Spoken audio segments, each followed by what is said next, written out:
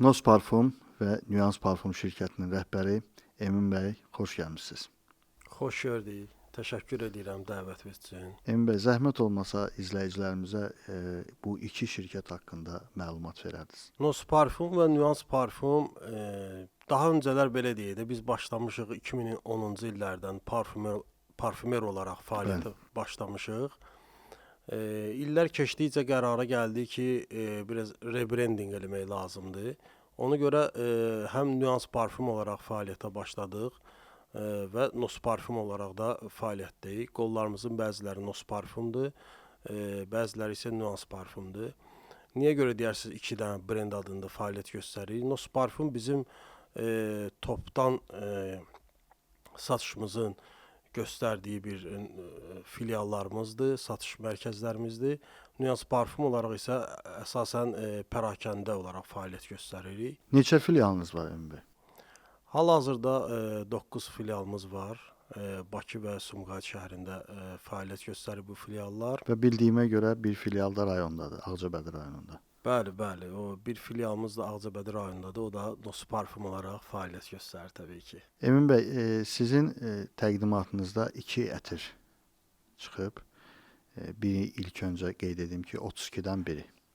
Bu ətirin zəhmət olmasa, yəni bu necə oldu 32-dən biri? Yəni bu çox gözəl bir təqdimatdır. 32-dən biri və 32-dən biri onu da demək istəyirdim ki, izləyicilərimizə bu Bakının 32 kəndləridir və hər kəndin adına bir ətir. Bəli, 32-dən biri layihəsi, deməli bizdə hətta siz də bilirsiniz, belə bir veriliş var, 32-dən biri layihəsi var. Xanım Parlaq aparır. Bəli. Ora 32-dən biri parfümü siz tərəfdən hədiyyə göndərilmişdi, hətta belə deyək. Bakılılar. Bəli, Bakılılar. Günlərin bir günü hələ birdən ilhamlandım ki, niyə də yox, hələ 32-dən biri biz kəndlərin adlarını verə bilərik, hər bir brendin adını dəyişərək. Bir maraqlı bir, necə deyim, layihə ola bilər düşündüm. Və birinci ilə başladıq 32-dən biri Novxanı elədik. Bəli, hətta böyük bir ajataja səbəb olmuşdu. Doğrudan da kifayət qədər maraq göstərdi cəmaət. Biz də məmnun olduq. Hələ düşündük ki, bunu bu cürlə davam eləyək. 32-dən biri artıq Novxanı, Binəqədi, Maşdağa kəndi artıq işıq üzü görüb. Növbəti də başqa kəndlər var, yaxın günlərdə bilinəcək inşallah. Əgər istəyirsinizsə açıqlayın növbəti 32-dən biri hansı kənd üçünsə izləyicilərimiz çox 32-dən biri maraqlanırlar. növbəti kənd bizdə Mərdəkan düşünmüşük. Mərdəkan olacaq çünki kifayət qədər yazanlar var, maraqlanırlar. Əslində çox kəndlərin adları var. Hamısı yazır, soruşur. Fatmayı, Görədil, Saray, Buzovna soruşan var. Amma biz hamısını birdən eləyə bilmərik təbii ki. Ona görə mərhələli formada biz bunu davam elətdiririk. Emin bəy, bir sual da vermək istəyirəm. Bugünkü gün ətir sahəsində ən çox verilən sual odur ki, misal üçün mağazaya gəlib ətir alırlar, onun qalıcılığını, yayıcılığını, yəni şleyf deyək, bunları soruşurlar. Siz bu barədə nə deyə bilərsiniz? Yəni satış mütəxəssislərimiz necə cavab versin, necə etsinlər ki, ətir yəni qalıcı olsun və yaxud da şleyfli olsun. Bəzən çox satış edən mağazalar deyir ki, mənim ətirimdən başqası yoxdur, mən bunu satıram, bundan başqası yoxdur, başqa mağazalar yalandır. Bəzən də heç kim heç nə demir, amma onun ətirindən rus demişkən davolnidirlər. Ətirin qalıcılığı və şleyfi təbii ki, bu son dövrlər ən çox gündəm olan mövzulardan biridir və görürəm ki, digər ətir satışı ilə məşğul olanlar da çalışırlar bu mövzuda nəsə açıqlama, izah versinlər. Yaxşıdır, əladır, inkişaf var, sevindirir bizi. Mən ilk öncə bunu deyə bilərəm də, qalıcılıq ətirin keyfiyyət göstəricisi deyil. Yəni bir ətir qalır və yaxud da qalmırsa, bu demək deyil ki, bu ətir keyfiyyətsizdir. Bu onun amili deyil. Amma ətirin qalıcılığına önəm verən insanlar, ətirin tərkibindəki notlar ki var, onun daha sərt və tünd, ədviyyatlı, isti notlarda tərkib tapmış ətirlərdən istifadə etməlidir ki, qalıcılığı çox olsun. Şleyfinə görə də ki, o aslıdır artıq, o da təbii ki, tərkibindəki ingrediyentlərlə əlaqədardır və bu bəzən görərsən ki, insanların dərsinə görə də, kimyasına da görə dəyişə bilir bu məsələlər. Ümumiyyətlə mən qoxu haqqında bir şey icazə verirsə deyə bilərəm ki, Əlbəttə buyurursunuz. ümumiyyətlə qoxu, ətir məfhumu belədir ki, hər ətrafımızda gördüyümüz hər bir şeyin bir qoxusu var. Hər bir halda onun bir qoxusu var. Bu bizə görə gözəl qoxu da ola bilər, pis qoxu da ola bilər. Yalnız bunu deyə bilərəm ki, ətirdən mövzu gedirsə, ətirin pis qoxusu yoxdur. Sadəcə zövqlər müxtəlifdir. Amma əşyalarda, nə bilim, ətrafda olan, tutaq ki, tullantı məhsullarının pis qoxusu ola bilər. Bu başqa bir mövzudur. Amma ətirdirsə mövzu, artıq burada pis qoxu anlayışı aradan gedir. Sadəcə zövqlər müxtəlifdir. Məsəl üçün, elə brendlər var ki, hətta adını da qoyduğumda buradan, Bakarat Ruj 540 ətri kifayət qədər də ciddi satıla bilən ətirdir. Amma mən dəfələrlə şahid olmuşam ki, ondan xoşu gəlməyən insanlar görmüşəm. Bəyənmir də qoxunu sahibi. Bu amma demək deyil ki, o ətir pisdir. Çünki biz onun satışından da görürük ki, kifayət qədər ciddi satılır. Amma sadəcə zövqlər müxtəlifdir, bunu deyə bilərəm. Əmbə, Nüans Parfum neçə hal-hazırda filialınız var? Nüans Parfum olaraq 2 filialda fəaliyyət göstəririk. Növbəti filial inşallah yaxın günlərdə Azadlıq filialı Nüans Parfum olaraq fəaliyyət göstəririk. Bəs hardadır? Birinci, ikinci filiallar? Birinci filialımız Neftçilərdə yerləşir. Orada deməli bir mini mall var, onun 3-cü mərtəbəsində fəaliyyət göstəririk. İkinci filialımız Sumqayıt şəhərində, 2-ci mikrorayonda yerləşir. Xeyirli olsun. Çox sağ olun. Və ikinci bir, yəni ətirə toxunmaq istəyirəm, xamilyon ətiri. Bəli, bəli. Zəhmət olmasa xamilyon ətiri haqqında da bir məlumat verərdiniz. Xamilyon ətiri haqqında belə deyim də Samir müəllim. Zaten sizinlə biz bu barədə çox iş əsnasında danışırdıq, eləyirdik, düşünürdük ki, nəsə bir yenilik eləməliyik. Və fabrikdən bizə özəl gələn bir creation var idi ki, düşündük ki, bu möhtəşəm bir şeydir. Hələ bunu nəsə parfum olaraq işıq üzü görməlidir. Adı bilirsiniz də, mən ilhamlandım, xamilyon təklif elədim. Siz də logotip falan bu işlərdə maşallah olsun. Öz ideyalarınızı qoydunuz ortalığa. Yəni birgə düşünürəm məhsulumuz oldu və mənə elə gəlir ki, ortalığa yaxşı bir şey çıxarda bildik. Qoxuya gələndə, ola bilsin, hal-hazırda ətir bazarında biz görürük ki, bəzən insanlar hər hansı bir gözəl ətirlərdən, markalardan birinin adını dəyişib başqa bir adına satırlar, satış məqsədində. Amma xamilyon barəsində mən bütün ətir sevərlərə demək istəyirəm ki, bu heç də belə deyil. Yəni biz hər hansı bir ətirin adını dəyişməmişik.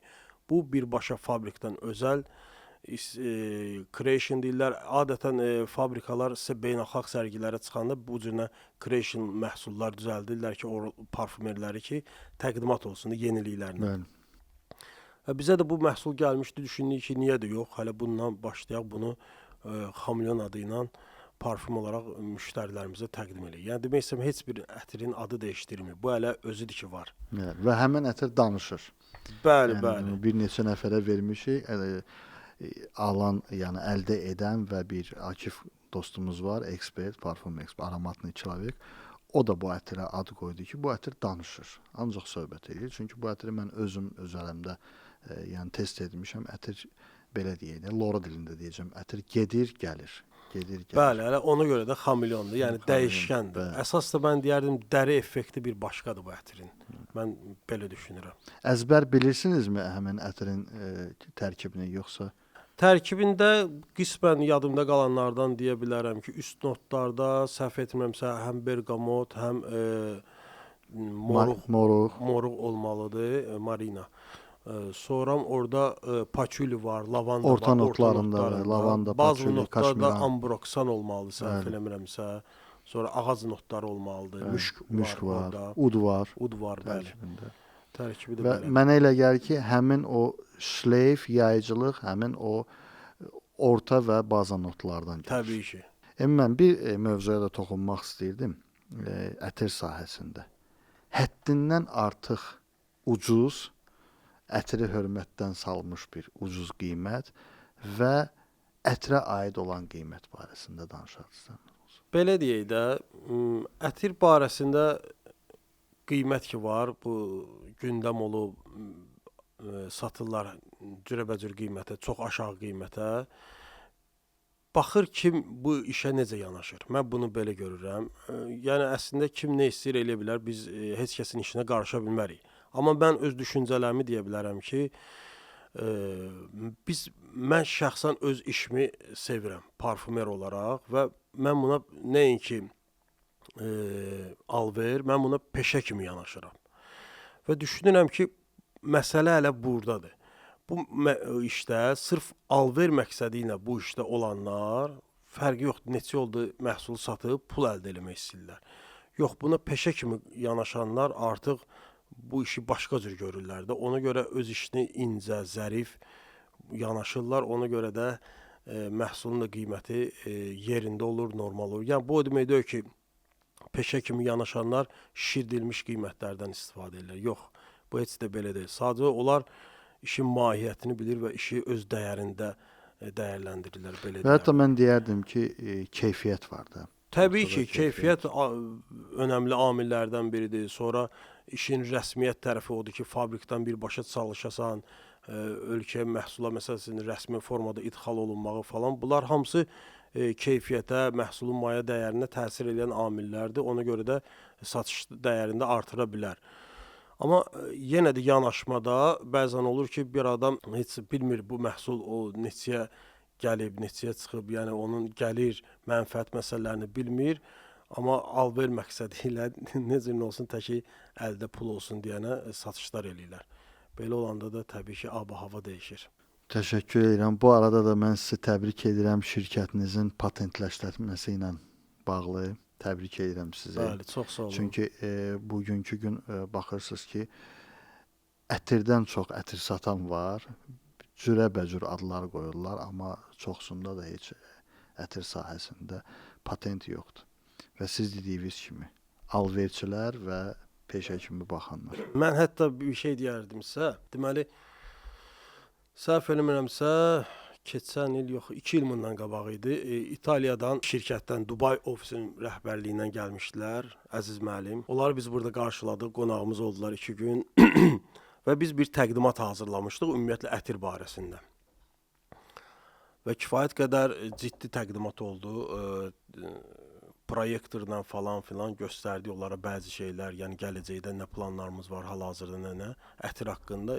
Mən o İtalyan şirkətinin nümayəndəsinin dediyi söz bu oldu ki, biz kifayət qədər ölkələrdə ətriyyatçılarla görüşürük. İlk dəfədir ki, belə təqdimat gördüm. Maşallah. Siz dedi işə başqa cür yanaşırsınız da, mütəxəssis kimi yanaşırsınız. Düzdür, bu biraz təvazökarlıqdan uzaq oldu. Yəni mən yanaşmanı demək istəyirdim ki, işə bir peşəkar kimi yanaşanda, ixtisas sənət kimi yanaşanda başqa cür olur da. Necə handmade işlər var, əl işləri ya dəyərli olur. Bir növ bu da belə bir şeydir də. Təxminən neçə nəfər şirkətinizdə çalışır? Bunu demək vacib deyil. Ümumiyyətlə Var deyə də bilərsiniz, deməyə də bilərsiniz. Amma mən bildiyimə görə əksəriyyətdəki mütəxəssislərdir. Və hətta nosumuz da var. Nosumuz yəni burundur. Hər bir ətirin qoxusunu dəqiqliklə deyən bir əməkdaşımız da Bəli, var. Çünki illərdir artıq fəaliyyətdədirlər, bizimlə əməkdaşlıq eləyirlər, işləyirlər. Ona görə işçilərimizin arasında elələr var ki, həqiqətən də artıq ixtisaslaşıb. Hətta bir-iki işçilərdən müraciət də gəlib ki, fürsət yaransa bizi göndərin Fransaya, İtaliya, o şirkətlərin birində təlim keçək. Çox gözəl olar. Və bir mövzuya da toxunmaq istəyirəm. Şirkətimizin, belə deyək, şirkətimizin ev ətirləri, maşın və tekstil spreyləri ilə də məşğuluq. Yəni bu ideyanı da siz vermisiniz. Hal-hazırda bu ideya üzrə işlənir. Biraz da zəhmət olmasa o haqqda danışardınız. Təbii ki, nüans parfüm olaraq biz başladıq. İlk hazır məhsullarımız başladı. Ev ətirlərindən hansı ki diffuzer deyilik, çöplərlə olan ətirlər də belə deyək də, insanların başa düşməsi üçün. Bu işığızı gördü. Ondan sonra düşündü ki, bizim avto ətirlərimiz də çıxmalıdır. Ondan sonra ipli avto ətirlərimiz çıxdı və nüansın fresh spreyləri hansı ki, onu həm maşınlarda da istifadə eləmək olar düşünürəm, həm tekstillərdə, həm ola bilsin hamam otağında və sair və ilə axır. Mən tekstil niyə görə dedim? Çünki mən bir müştəriyə vermişdim onu. Müştəri dedi ki, mən bunu ancaq pərdələrə vurur. Gözəl seçimdir. Çünki pərdəyə vurur. O təbii ki, pərdədə parça material olduğu üçün qalıcılığını artırır da onun. Belə deyək, nəinki havaya vururlar. Emin bəy, Rusiya vətəndaşı yaxınlaşır mağazaya və ətir alarkən deyir ki, dayçi послушаю запах. Yəni bizim dildə, Azərbaycan dilində ətiri eşitmək istəyir. Bəzən satış mütəxəssisləri, bilməyən satış mütəxəssisləri bu haqda biraz çaşıb qalır. Mən sizə bir sual vermək istəyirəm ki, ətiri eşidirlər yoxsa iynəyirlər? Maraqlı sualdır. Buna cavab vermək üçün biraz mən ola bilsin geniş mövzunu götürəcəm. Zəhmət olmasın. Ümumiyyətlə insan yaradılışında, anatomiyasında 5 cür hiss etmə üzvü var. Bunlar toxunmadır, görmədir, eşitmədir, qoxulamadır, qoxu bilmədir, qoxunu duymadır və dad bilmədir. Və maraqlı bir şey budur ki, insan məsəl üçün fərz eləyək ki, nəsə bir qidadır, onu qəbul eləmək. Deyək mandalin, naringi. Buna ilk baxışdan bunu maraq düşməsi üçün gözünə oxşamalıdır onun rəngi, ruhu. Baxırsan ki, doğrudan da elədir. Portağala baxsan, mandalin olsun və yaxud da başqa bir olsun gilas deyə. Belə baxırsan xoşuna gəldi, gilasın rəngi, ruhu xoşuna gəlir. Sonra əlin gedir ona toxunur. Uzadırsan ki, onu yemək üçün. Əlin toxunanda toxunmadan da testindən keçir. Görürsən yumşaqdır, xoşuna gəldi falan filan. Sonra istəyirsən ki, yeyəsən, dodaqların ağzın açılması üçün birinci qoxu testindən keçməlidir.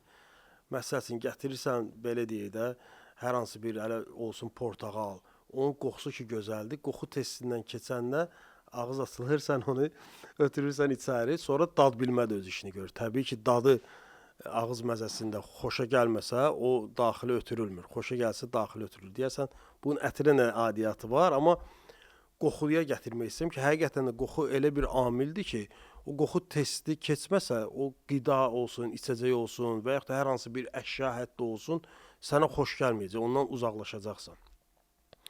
Ona görə qoxunu deyərdim, həm eşitmək olur, həm duymaq olur.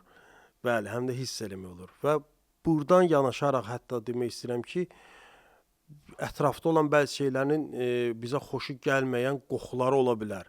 Amma bu yağlarda demişdim, mövzu ətirdirsə, burada xoşa gəlməz qoxu yoxdur. Sadəcə olaraq bir kəlmə zövqlər müxtəlifdir.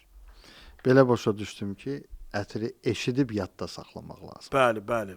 Və çox maraqlı bir şeydir ki, insan yaradılışında ətirlərin iyini yaddısa, belə qəribə gəlir. Həqiqətən adam özü cümləni səsləndirəndə deyir ki, qoxunu necə yadda saxlamaq olar?